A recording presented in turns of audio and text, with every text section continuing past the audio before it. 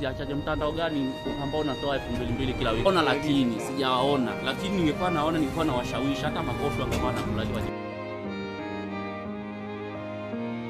Kijana wako una bangi ndefu sana kijana.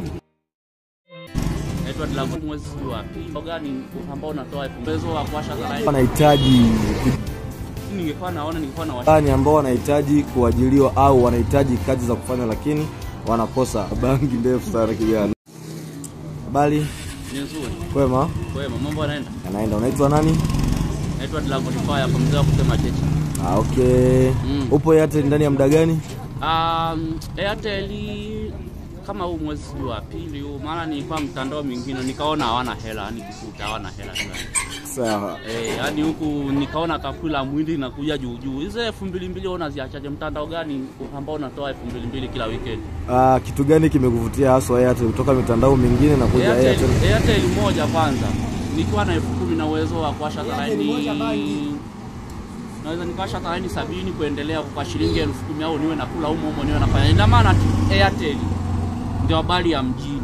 Unawaambia nini ambao wanahitaji kujiunga na Airtel lakini wanashindwa? Hao wanaotaka kujiunga na Airtel wanashindwa. Hapo sijui sana hapo na wasemaje hapo. Yaani hapo sijawaona lakini ningekuwa naona ningekuwa na washawishi hata makofi wangekuwa nakulaliwa jiunge na Airtel. Kuna vijana wengi mtaani ambao wanahitaji kuajiliwa au wanahitaji kazi za kufanya lakini wanakosa. Unawashauri nini au unawaambia nini?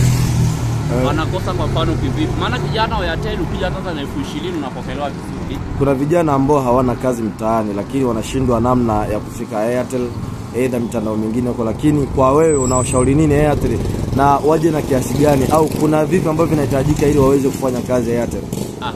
Airtel unajua nini, zamani nasikia walikuwa hizo maneno hizi hivyo utajijua wewe mwenyewe.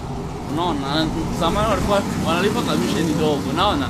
Na maana kwa wanasema Airtel ni mtandao wa mwisho wa kulipa commission, lakini saa hizi Muhindi ameletea supplies nzuri yani vitu. Unawaambia nini wateja ambao hawatumii Airtel? Wateja ambao hawatumii Airtel kwa kweli ningekuwa kama kiongozi ambao hawatumii Airtel ningekuwa nafuata kila wewe unapiga ngumi na mpatia Airtel. Sema tu ila Airtel wanaozo nyingi kidogo. Hao wateja wengine tunawamalizia taratibu. Asante sana kwa ushirikiano wako. Una bangi ndefu sana kijana.